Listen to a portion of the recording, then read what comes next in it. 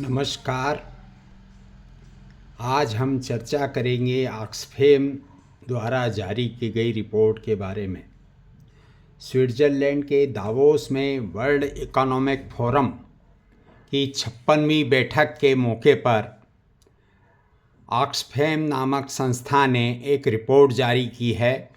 Switzerland के Davos में हुई इस बैठक में जारी की गई रिपोर्ट के मुताबिक देश और दुनिया में अरबपतियों की संपत्ति लगातार बढ़ी है और यही अरबपति देश और दुनिया की राजनीति को प्रभावित करते हैं। यहाँ तक कि महत्वपूर्ण पदों पर कब्जा करने का काम भी ये अरबपति करते हैं। ऑक्सफैम द्वारा जारी की गई report resisting the rule of the rich, protecting freedom from billionaire power नामक इस रिपोर्ट में बताया गया है कि अमीर और गरीब के बीच की खाई लगातार बढ़ रही है। रिपोर्ट के अनुसार अरबपति आम लोगों की तुलना में 4000 गुना अधिक संभावना रखते हैं कि वे किसी राजनीतिक पद पर पहुँचें। आंकड़ों के मुताबिक साल 2025 तक अरबपतियों की संपत्ति पिछले 5 सालों की औसत वृद्धि की तुलना में 3 गुना से अधिक बढ़कर रिकॉर्ड 18.3 ट्रिलियन डॉलर यानी भारत के 1660 लाख करोड़ रुपए के बराबर तक पहुंचने का अनुमान है।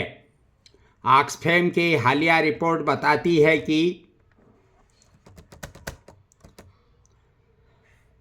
2025 में अरबपतियों की संपत्ति रिकॉर्ड स्तर पर 18.3 ट्रिलियन डॉलर पर पहुंच गई, जो पिछले 5 सालों की तुलना में 3 गुना तेजी से बढ़ी है और इससे अमीर गरीब की खाई गहरी हुई है।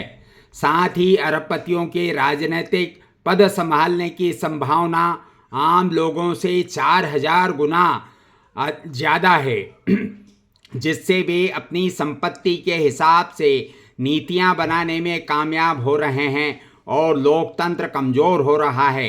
हालांकि भारत की आरक्षण नीति को इस ऑक्सफैम रिपोर्ट में सार्थक पहल बताया गया है और उससे माना गया है कि आरक्षण के कारण भारत में निचले तबके के आर्थिक रूप से कमज़ोर लोगों को भी मौके मिले हैं। इस रिपोर्ट के जो मुख्य निष्कर्ष हैं वे हैं संपत्ति में बेतहाशा वृद्धि। 2025 में दुनिया के अरबपतियों की संपत्ति रिकॉर्ड 18.3 ट्रिलियन डॉलर पहुंच गई, जो पिछले औसत से 3 गुना तेज वृद्धि है। अरबपतियों के राजनीतिक पदों पर पहुंचने की संभावना आम लोगों की तुलना में 4000 गुना अधिक मानी गई है।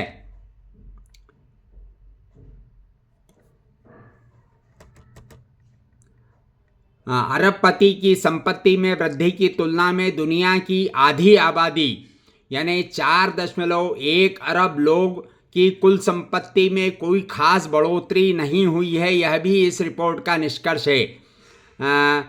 इसी राशि से दुनिया की जो राशि बढ़ी है अरबपतियों की, उस राशि से दुनिया की गरीबी 26 बार खत्म की जा सकती है, यह भी रिपोर्ट में कहा गया है। अरबपति मीडिया और सोशल मीडिया पर नियंत्रण के साथ साथ एकाधिकार वाली कंपनियों के जरिए अर्थव्यवस्था को प्रभावित कर रहे हैं।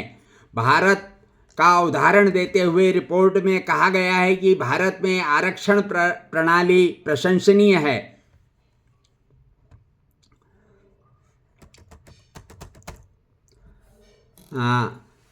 अनुसूचित जाति और अनुसूचित जनजाति जैसे वंचित वर्गों की नीति निर्माण में भागीदारी देकर लोकतांत्रिक सशक्तिकरण का एक सफल मॉडल भारत को बताया गया है।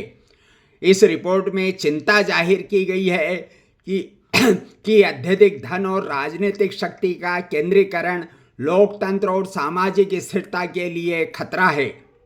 अरबपति अपने फायदे के लिए अर्थव्यवस्था, राजनीति और समाज को प्रभावित कर रहे हैं। यह रिपोर्ट वर्ल्ड इकोनॉमिक फोरम की दावोस बैठक के दौरान जारी की गई, जिसमें वैश्विक असमानता और अरबपति के बढ़ते दबदबे पर बहस छिड़ गई है। अरबपतियों के 86 वर्ष के बीच भारत को एक मिसाल माना गया है। ऑक्सफैम ने भारत की आरक्षण प्रणाली को लोकतांत्रिक सशक्तिकरण का एक प्रभावशाली और ठोस उदाहरण बताया। भारत की आरक्षण व्यवस्था की सराहना करते हुए रिपोर्ट में कहा गया है कि भारत की अनुसूचित जाति, अनुसूचित जनजाति और अन्य वंचित वर्गों के लिए राजनीतिक आरक्षण व्यवस्था ने उन समुदायों को प्रतिनिधित्व का अवसर दिया है जिन्हें लंबे समय तक सामाजिक और आर्थिक रूप से हाशिए पर रखा गया। ऑक्सफैम के अनुसार भारत में राजनीतिक आरक्षण में आर्थिक रूप से कमजोर और सामाजिक रूप से बहिष्कृत वर्गों को विधायी प्रतिनिधित्व दिलाने और पुनर्वितरण नीतियों को आगे बढ़ाने का मंच दिया है। भारत में जनसंख्या के अनुपात में SST, ST और SC के लिए आरक्षण के साथ साथ हाल ही में महिलाओं के लिए 33% जो आरक्षण की व्यवस्था की गई है उसकी भी ऑक्सफैम रिपोर्ट में सराहना की गई है। ऑक्सफैम ने कहा है कि आम नागरिक तभी सशक्त होते हैं जब राजनीतिक, संस्थागत और सामाजिक परिस्थितियां उन्हें निर्णय निर्माण की प्रक्रिया में प्रभावी भूमिका निभाने का अवसर देती है।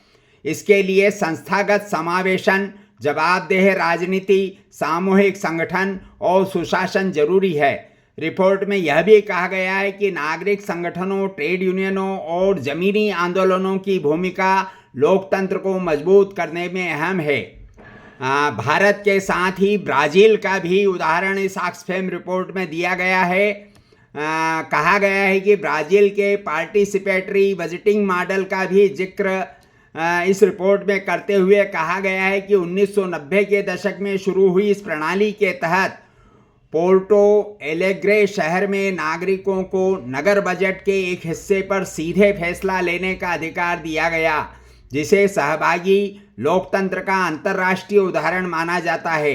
रिपोर्ट में सरकारों से अपील की गई है कि वे अभिव्यक्ति की स्वतंत्रता, शांतिपूर्ण प्रदर्शन, संगठन बनाने के अधिकार और पारदर्शिता को सुनिश्चित करें। साथ ही नागरिकों को और संगठनों को सूचना और संसाधनों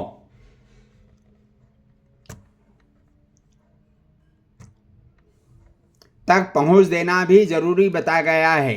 रिपोर्ट के जो मुख्य बिंदु हैं उसके अनुसार अरबपति आम लोगों की तुलना में 4000 गुना अधिक किसी राजनीतिक पद पर होने की संभावना रखते हैं।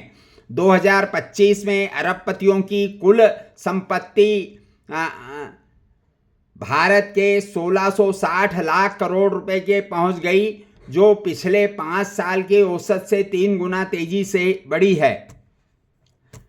इस ऑक्सफैम रिपोर्ट में यह भी कहा गया है कि केवल 27% शीर्ष मीडिया संपादक महिलाएं हैं और 23% ही अल्पसंख्यक वर्ग से हैं। 68 देशों में पिछले साल 142 से अधिक महत्वपूर्ण विरोध प्रदर्शन हुए, जिसमें कई बार हिंसा का सामना करना पड़ा।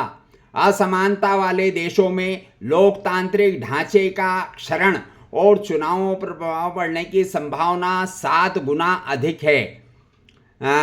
जिन मीडिया संस्थानों की बात की गई है उनमें जेफ बेजोस का वाशिंगटन पोस्ट, एलन मस्क का एक्स, मैट्रिक सुन शियांग का लॉस एंजल्स टाइम्स ऐसे महत्वपूर्ण मीडिया संस्थान हैं जिन पर पूंजीपतियों का, अरबपतियों का कब्जा है।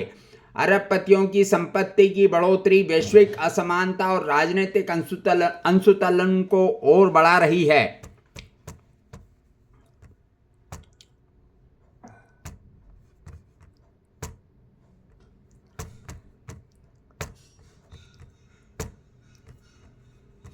इस तरह से ऑक्सफैम रिपोर्ट दुनिया में अरबपतियों को किस तरह से राजनीतिक रूप से मजबूत किया जाता है और किस तरह से सत्ता पर कब्जा करने की कोशिशें होती है, साथ ही महत्वपूर्ण पदों पर कब्जा करने की कोशिश होती है, इसका एक उदाहरण है।